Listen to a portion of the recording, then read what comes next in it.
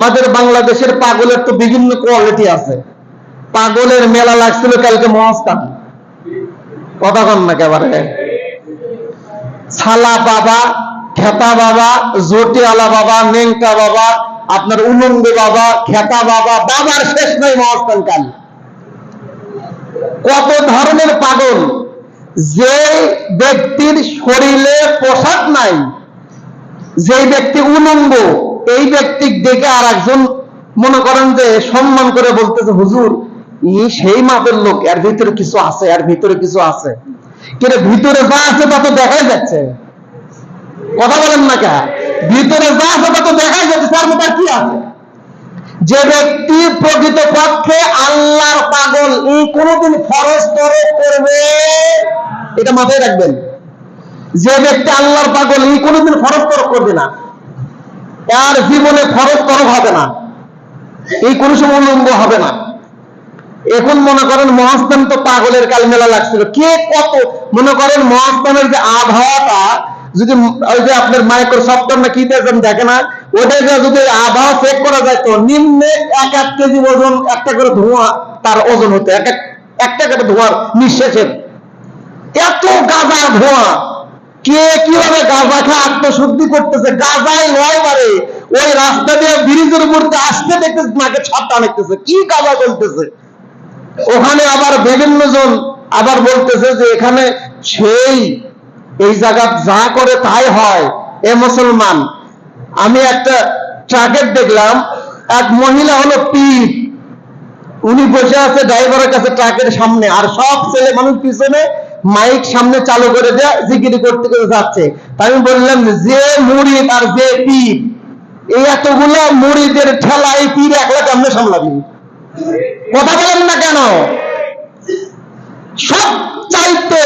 সবচাইতে বগুড়া জেলার মধ্যে কালকে যে পরিমাণ গুনাহ হয়েছে, তার মধ্যে সবচাইতে ফার্স্ট হয়েছে হলো মহাস্থান। গুনার হলো হাত তোলা। আমরা এখানে যারা আছি টিপে টিপে দেখেন অনেকেই গেছে।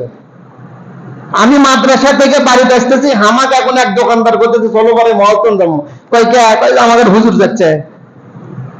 আমি আসতেছি বাড়ি, করতেছে আমাদের হুজুর যাচ্ছে মহাস্থান, আমরা যাবো না। ওই পাগল নয়, ওটা কোনোদিন পাগল না, ওইটা হলো একবারে খাঁটি শয়তান। মাথায় টুপি দিয়ে নেংটা হয়ে আছে, আমি দেখলাম মাথায় দিছে টুপি দিয়ে নেংটা হয়ে আছে। মানুষ আবার ওখানে পূর্ণম করতেছে, কয় না এর ভিতরে কিছু আছে, বারে এর ভিতরে খুব আছে।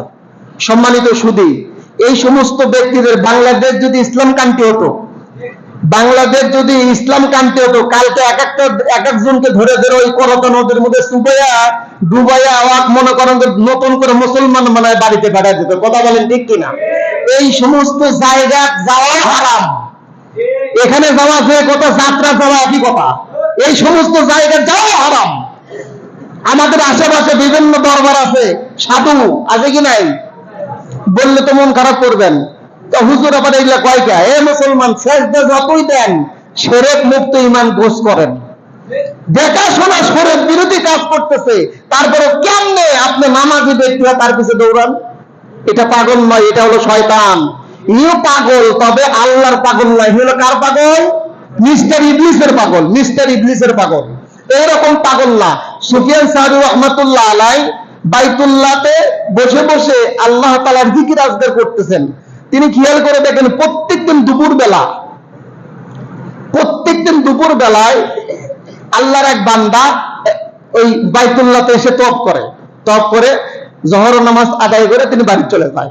যাওয়ার সময় খেয়াল করে দেখে সুফিয়ান সাহরি রহমাতুল্লাহ আলাইহি বসে আছে, ওখানে যাওয়ার সময় সালাম দিয়ে যায়, আসসালামু আলাইকুম হুজুর, কেমন আছেন?